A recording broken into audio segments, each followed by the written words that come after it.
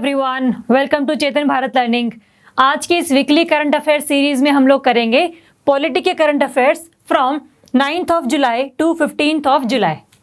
इस हफ्ते जो भी चीज़ें न्यूज़ में रही थी, कोई स्कीम नई लॉन्च करी है सरकार ने, कोई नया प्रोविजन किसी एक्ट का न्यूज़ में रहा है, तो उनको हम देखेंगे कि भाई किस तरीके से ये आपके प्रीलिम्स पर्सपेक्टिव से इंपॉर्टेंट हैं एंड किस तरीके से आप इसको एनालिसिस करके मेंस के आंसर्स में भी कोट कर सकते हैं। तो ये जो वीडियो होगी अपनी, इसमें प्रीलिम्स प्लस मेंस दोनों के ही रिगार्डिंग हम चीज़ें डिस्कस करेंगे। क्लियर है इतना? चलो, तो आज हम देखते हैं कि हम लोगों ने कौन कौन से टॉपिक्स करने हैं। हम करेंगे आज ये 6 टॉपिक्स। फर्स्ट टॉपिक होगा हमारा national AYUSH mission. National AYUSH mission was launch in 2014, लेकिन अब इसको 2026 तक भी आगे कंटिन्यू करने की परमिशन दे दी गई है by the government of India. तो अपना काम ये है कि भाई what do you mean by the Ayush mission, क्यों इसको लॉन्च किया गया, व्हाई इट वाज लॉन्च्ड, और क्या क्या चीज़ें इसमें की गई जिसकी वजह से लोगों में ये आयुष के रिगार्डिंग अवेयरनेस जनरेट की जा सके। चाहे वो आयुर्वेदा हो, चाहे योगा हो, यूनानी, सिद्धा, होम्योपैथी। तो ये किस तरीके से जो आपकी एलोपैथिक डॉक्टर्स हैं, एलोपैथिक मेडिसिन्स हैं, इनके साथ मिलकर काम करती हैं। तो ये अपना काम है from the paper point of view, पहली चीज। दूसरा हम करेंगे stringent nature of UAPA, unlawful activities prevention act 1967। ये एक एक्ट है जो बेसिकली इंडिया में उस टाइम पर टेररिज्म को फैलने से बचाने के लिए बनाया गया था, और डिफरेंट जो इंसर्जेंसीज थी इंडिया में, सिक्योरिटी वाइज चीज़ें हम लोग काफ़ी बुरी तरीके से झेल रहे थे, तो उन सबको कर्ब करने के लिए, प्रिवेंट करने के लिए सरकार ने ये एक्ट लॉन्च किया था।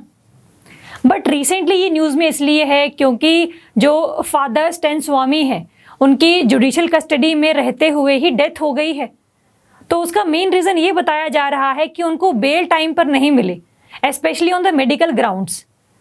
तो हम देखेंगे कि भाई बेल के प्रोविजंस क्या हैं इस UAPA एक्ट में, एंड ओवरऑल जनरली ये एक्ट है क्या, इसको क्यों लेकर आया गया, and what are the limitations of this act. हम क्यों कह रहे हैं कि there should be an amendment into this act's provision. तो देखेंगे क्या अमेंडमेंट चाहिए है और किस में अमेंडमेंट चाहिए है। थर्ड हम करेंगे कैबिनेट कमेटीज़। अभी रिसेंटली कैबिनेट कमेटीज़ बिठाई गई हैं, दोबारा से मेंबर्स को चेंज किया गया है। तो अपने को ये ज़रूरत नहीं है याद रखने की कि किस कमेटी में कौन सा मेंबर है, ये बार बार चेंज होते रहते हैं, तो इनको याद करने का मतलब नहीं बनता। हमारे काम की चीज़ ये है कि भाई cabinet committee as a topic of the polity किस तरीके से उसमें क्वेश्चंस आएंगे और ये किसके द्वारा हेडेड है, ये हम याद रखेंगे। बट जो मेंबर्स हैं उनको याद करने की ज़रूरत ही नहीं है हमें, क्योंकि आप याद कर भी लोगे तो 6 महीने बाद फिर चेंज हो सकते हैं। तो क्यों मगरमाजी करनी है इतनी। फोर्थ हम करेंगे Delhi's peace and harmony committee. फरवरी 2020 में दिल्ली में राइट्स भड़के थे बिटवीन हिंदूज एंड मुस्लिम्स, तो उसके रिगार्डिंग फेसबुक का जो रोल था उसको एज अ विटनेस बुलाया था दिल्ली की इस पीस एंड हार्मनी कमेटी ने, जो स्पेसिफिकली उस केस को डील कर रहा था। लेकिन उस कमेटी फेसबुक ने बोला कि भाई आपके पास ये पावर्स नहीं है कि आप हमें समन कर सको, तो हम आपके पास एज अ आई विटनेस नहीं आएंगे। एज अ इंटरमीडियरी कि सोशल मीडिया प्लेटफॉर्म हमारा यूज़ किया गया टू प्रोपोगेट दी वायलेंस। तो ये केस चला गया सुप्रीम कोर्ट में, और सुप्रीम कोर्ट का रीसेंट डिसीजन आया है कि भाई फेसबुक के पास कोई भी पावर ऐसी नहीं है कि वो दिल्ली सरकार द्वारा बनाई गई इस पीस एंड हार्मनी कमेटी के बुलाने पर ना जाए, तो उसको जाना पड़ेगा। अब सुप्रीम कोर्ट का डिसीजन भी आ गया है। हमारे काम की ये चीज़ है कि भाई क्या दिल्ली गवर्नमेंट के पास ये एक्चुअली पावर्स थी, and what are the other way forward कि सोशल मीडिया प्लेटफॉर्म्स को हम लोग एज अ चैनल कैसे रोक सकते हैं कि वायलेंस वहाँ से प्रोपोगेट ना हो, because it is a kind of fastest method of propagating the information और फेक इंफॉर्मेशन। तो उसका रोल देखेंगे। नेक्स्ट हम देखेंगे फिर section 66A of the IT act 2000। Supreme court ने सेंट्रल गवर्नमेंट से पूछा है कि भाई जब हम लोगों ने इस section 66A of IT act को 2015 में स्क्रैप कर दिया था, तो अब आप इसके अंडर क्यों किसी भी केसेस को फाइल कर रहे हो? Why it is still in the practice कि आप इसके अंडर केसेस को फाइल करें? तो इसका जवाब मांगा है। हमारे लिए काम की चीज़ क्या है कि what do we mean by this IT act, what is this section 66A and what are its limitations, और क्यों इसको स्क्रैप किया गया, and all the above other provisions. And last हम करेंगे काउंसिल ऑफ मिनिस्टर्स, जो रिसेंटली अभी काफ़ी सारे मिनिस्टर्स को चेंज किया गया है, काफ़ी सारे नए भी हैं उनमें। अपने काम की ये चीज़ नहीं है कि भाई कौन सी मिनिस्ट्री का हेड कौन सा मिनिस्टर बना दिया गया, अपने काम की चीज़ नहीं है ये। हमारे काम की चीज़ है council of minister as a topic, क्या इसमें से क्वेश्चंस आ सकते हैं।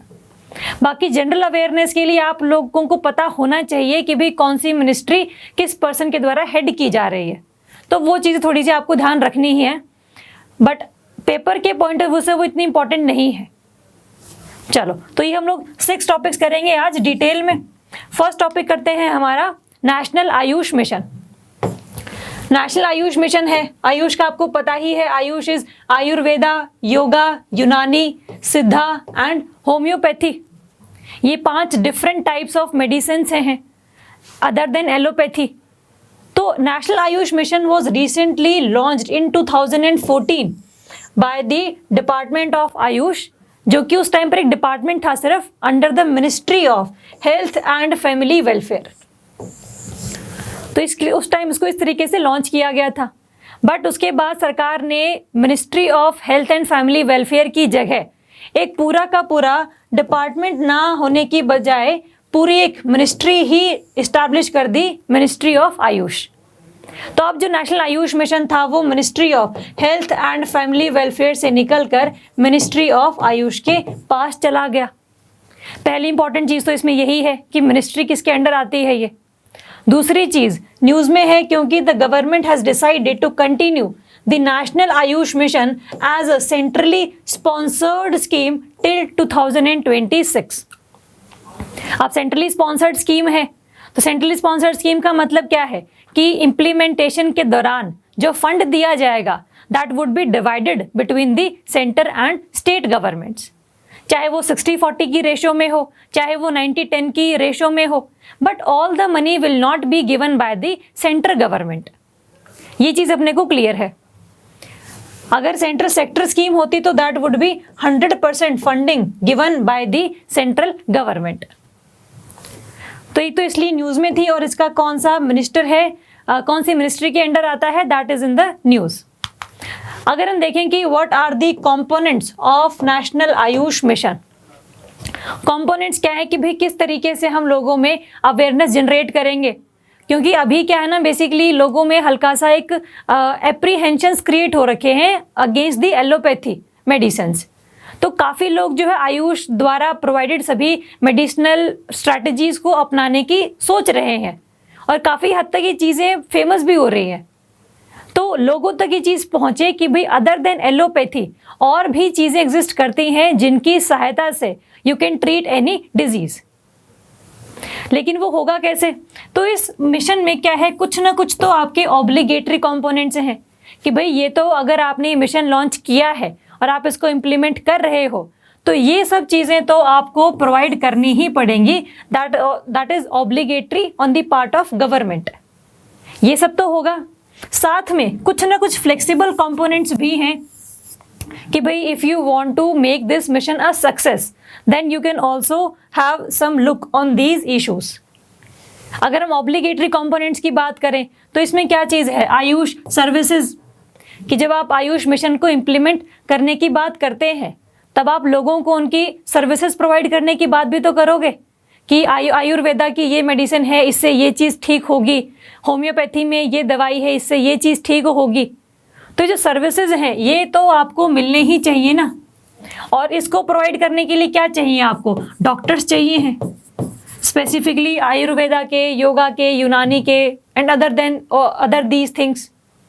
सर्विसेज प्रोवाइड करो, आयुष एजुकेशनल इंस्टीट्यूशंस प्रोवाइड करो, ताकि आगे आने वाली जो जनरेशन है वो भी इस फील्ड में अपना नाम बना सके, ताकि सिर्फ एलोपैथी पर ही डिपेंडेंट ना रहे in the future also. Quality control of drugs, जो भी दवाइयाँ इस मिशन के थ्रू लोगों तक पहुंचाई जाएंगी, उनकी क्वालिटी का जो मॉनिटरिंग है that is very very necessary. क्योंकि क्या है ना, अभी तक बहुत ज़्यादा लेवल पर चीज़ें फैली नहीं हैं, तो इसमें मॉनिटरिंग अगर आप नहीं करेंगे तो जो फेक ड्रग्स हैं, जो एक्सपायरी ड्रग्स हैं, they can be used by the doctors और by the hospitals, it is the chances. तो इसकी मॉनिटरिंग, इसकी रेगुलेशन भी ज़रूरी है, क्वालिटी कंट्रोल भी आपको मेंटेन करना है, ताकि अगर आप लोगों में अवेयरनेस जनरेट करवाने जा रहे हैं तो अगर ये सब चीज़ें होंगी कि भी फेक ड्रग्स आ गए तो मिशन का जो पूरा का पूरा ऑब्जेक्टिव है वही फेल हो जाता है, तो फिर फ़ायदा क्या उस चीज़ का। And last, there is medicinal plants, कि भाई चीज़ों को प्रमोट करने के लिए आप इंपोर्ट करने की बजाय खुद ही अपने देश में मेडिसिनल प्लांट्स एक तो लगाएं। दूसरी चीज़, जो मेडिसिनल प्लांट्स आपको अभी तक नहीं पता है, आप उनकी रिसर्च करें in the different areas of forests. क्या पता कोई जड़ी बूटी आपको वहाँ पर ऐसी मिल जाए जो काफ़ी सारे डिजीज़ को ट्रीट करने के लिए यूज़ की जा सके। तो मेडिसिनल प्लांट्स की आपने एक तो रिसर्च करनी है, और साथ में जो ऑलरेडी अवेलेबल हैं उनकी एक तो आपने प्लांटेशन करनी है, और उसके इलीगल यूज से भी बचाना है। मतलब जो एक प्लांटेशन है that should be under the regulation. सिर्फ ऐसा ना हो कि किसी पर्सन को पता है कि ये प्लांट ये काम करता है तो वो इलीगली इसको उगाना शुरू कर दे। तो मेडिसिनल प्लांट जो है आपके, एक तो वैसे भी उसमें आते हैं आपके schedule 6 of the wild life protection act 1972, जिनका लगाना, जिनका एक्सपोर्ट करना या फिर कोई भी इनका इलीगल प्लांटेशन करना is prohibited under this schedule. तो इसकी रेगुलेशन करनी भी नेशनल आयुष मिशन के अंडर एक हमारा ऑब्जेक्टिव है। And other than these obligatory component, जैसे आपका आयुष वेलनेस सेंटर्स हैं, लोगों को योगा करवाना, लोगों को नेचुरोपैथी में एनरोल करवाना, टेलीमेडिसिन करवाना, ताकि लोग फ़ोन पर डॉक्टर से बात कर सके कि क्या चीज़ करनी चाहिए according to you if you want to treat the disease. Innovations लेकर आओ जहाँ पर पब्लिक प्राइवेट पार्टनरशिप को भी प्रमोट करें, नए नए प्लेयर्स आए मार्केट में। Information, education, communication activities create करो ताकि एक अवेयरनेस जनरेट हो। साथ में वॉलंटरी सर्टिफिकेशन स्कीम है प्रोजेक्ट बेस्ड, कि अगर कोई ब्रिज कोर्स टाइप करना चाहता है इन दीज जो भी आयुष वाले कैटेगरीज हैं तो उनमें उनको वो सर्टिफिकेट प्रोवाइड किया जा सके। डिफरेंट काइंड ऑफ कॉलेजेस खोलो जहाँ पर आप इसके लिए लोगों को एजुकेशन प्रोवाइड कर रहे हैं। तो ये सारी चीज़ें हैं that comes under this national AYUSH mission. These are the components of this mission. Next, अगर हम इसमें देखें कि what are the expected outcomes अगर हम इस मिशन को सक्सेसफुली इम्प्लीमेंट कर पाए तो जैसे हम देखते हैं कि भाई better access to AYUSH health care services through increased health care facilities and better availability of medicines and trained man power. अगर हम अभी इंडिया की हेल्थ सर्विसेज की बात करें तो हमें पता है कोरोना ने हमें ये दिखाया है कि हम लोग बहुत पीछे हैं इन द हेल्थ सर्विसेज। हम लोगों को किसी भी चीज़ के बारे में रिसर्च करने में, इनोवेशन करने में बहुत टाइम लग जाता है, और या तो हम करते ही नहीं हैं, बस किसी इन्फॉर्मेशन पर डिपेंडेंट रहते हैं, किसी और ने प्रोवाइड कर दी। तो आयुष मिशन एक इस तरीके की स्कीम है जहां पर आप on the grass root level starting से चीज़ें शुरू कर सकते हैं, जहां पर आप ट्रेंड मैन पावर लोगों को प्रोवाइड कर सकते हैं, better availability of medicine provide कर सकते हैं। तो ये सारी चीज़ें क्या होगी, इंडिया का जो हेल्थ इंफ्रास्ट्रक्चर है जो एलोपैथी पर पूरा का पूरा बेस्ड है उस बर्डन को हल्का सा कम कर देगा। इससे होगा क्या, लोगों की हेल्थ भी अच्छी हो जाएगी, और साथ में जो एक इंडिया एज अ पावर जहां पर आप हेल्थ चेकअप्स के लिए या फिर किसी ट्रीटमेंट ऑफ डिजीज़ के लिए आते हैं वो प्रमोट होगा। That would again the promotion of medical tourism. और मेडिकल टूरिज्म क्या है, बेसिकली आपके देश में आपकी इकोनॉमी को बूस्ट करता है, आपकी एज अ पावर जो एक इमेज है उसको इस्टेब्लिश करता है। तो ये सब चीज़ें होंगी। Improvement in Ayush education through a well equipped enhanced number of Ayush educational institutions, कि भाई अब तक हमें जो चीज़ें पता है, जैसे फॉर एग्जांपल मैंने बोला कि होम्योपैथी में कुछ ड्रग्स ऐसी हैं जिसका हमें पता है लेकिन कुछ ऐसे केमिकल्स होंगे, कुछ ऐसी चीज़ें होंगी जो हमें नहीं पता। अब हम जब नए एजुकेशन इंस्टीट्यूशंस खोल रहे हैं तो उससे क्या होगा, हमारी जो एजुकेशन है regarding these area, these categories, वो इम्प्रूव होगी, चीज़ें धीरे धीरे इम्प्रूव होनी और जल्दी शुरू होंगी। And last, to focus on reducing communicable and non communicable diseases through targeted public health programme using AYUSH system of health care.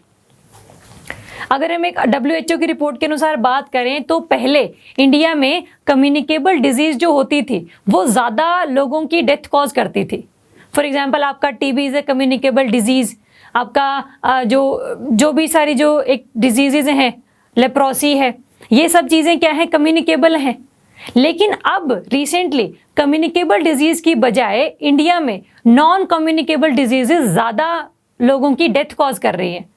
For example आपका हाइपरटेंशन, आपका शुगर, डायबिटीज़, कार्डियक अटैक्स। तो क्या है कि भाई लोगों में जब ये communicable plus non communicable disease के लिए एक अदर देन एलोपैथी चीज़ें भी प्रेजेंट हैं तो फिर उसमें थोड़ी बहुत इम्प्रूवमेंट हमें देखने को मिलेगी। नए डॉक्टर्स आए हैं, नए मेडिसिन्स आई हैं एंड अदर ऑल थिंग्स। तो इसीलिए जो नेशनल आयुष मिशन है that is a very important mission as we see in the terms of health infrastructure of India, जो कि हमने देखा कि कोविड-19 के टाइम पर पूरी तरीके से ध्वस्त हो गया। जितना डेवलप्ड कंट्रीज अपने आप को संभाल के रख पाए ड्यूरिंग द कोरोना, हम लोग उतना अच्छे तरीके से अपने आप को नहीं बचा पाए। रिसेंटली आपने न्यूज़ भी सुनी होगी कि जो हरियाणा स्टेट है वहाँ पर जो डेथ का आंकड़ा है दैट इज़ 7 टाइम्स मोर जितना कि आपके रिकॉर्ड्स में देखा है। तो जितनी डेथ हुई है उससे 7 टाइम्स अगर आपकी एक्चुअल डेथ हो रही है, इसका मतलब ना तो अवेयरनेस क्रिएट की गई है लोगों के लिए कि आप टेस्ट कराओ कोरोना के लिए। तो ये तो कोरोना के बेसिस पर हो गया, बट अदर देन कोरोना कुछ और जो डिजीज़ होंगी उनको भी हम आयुष मिशन के थ्रू ट्रीट करने की बात कर रहे हैं। तो ये चीज़ें आपको एज अ करंट अफेयर ध्यान रखनी है ताकि पेपर में चाहे क्वेश्चंस इसमें फैक्चुअल बेस्ड आ जाए या फिर इसका रोल आ जाए आयुष मिशन का, आपको पता हो। क्लियर है? हाय, अगर आपको ये वीडियो पसंद आया और आप पूरा का पूरा लेक्चर देखना चाहते हैं then please enrol in our current affairs course. हमारे करंट अफेयर्स कोर्स में आपको फुल वीडियो लेक्चर, उसके साथ की PDF और वीकली टेस्ट भी मिलेंगे जो आपके प्रीलिम्स और मेंस दोनों की प्रैक्टिस करवा देंगे। कोर्स की जानकारी के लिए you can visit our website www.chetanbharat.com या नीचे दिए गए नंबर पे कॉल करके सारी डिटेल्स मांग लीजिए। So all the best.